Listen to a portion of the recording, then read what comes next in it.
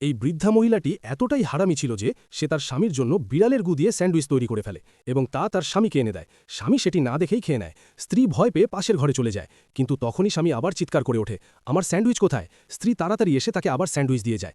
এরপর সে একটি ছোট ঘরে লুকিয়ে নিজের সোয়েটার গুনতে শুরু করে। ঠিক তখনই আবার জোর গলায় চিৎকার শোনা যায়, আমার আরও একটা স্যান্ডউইচ চাই।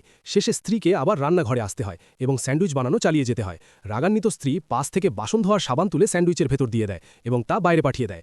স্বামী এবারও স্যান্ডউইচের কোনো পরিবর্তন খেয়াল করল না। স্ত্রী কিছুটা দ্বিধায় থাকলেও কিছু না বলে চুপচাপ ঘরে ফিরে আসে এবং সোয়েটার বুনতে থাকে। কিন্তু শীঘ্রই স্বামী আবার রাগে চিৎকার করে ওঠে। এবার স্ত্রী ভীষণ রেগে যায়। সে আবার রান্নাঘরে গিয়ে স্যান্ডউইচ বানাতে শুরু করে। তখন ভুলবশত মাখনের কৌটাটি নিচে পড়ে যায় এবং তার মাথায় একটি বুদ্ধি আসে।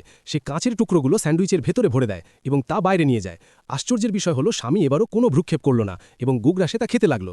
তখন স্ত্রী ভয় পেয়ে যায়, কারণ স্বামীর মুখের দুই কোণ দিয়ে রক্ত বের হচ্ছিল। ঠিক পরের মুহূর্তেই সে দেখে যে তার স্বামীর কঙ্কাল সামনে পড়ে আছে এবং তার পাশে স্যান্ডউইচের স্তূপ, যেখানে পোকা কিলবিল করছে। আসলে তার স্বামী বহু বছর আগেই মারা গিয়েছিল।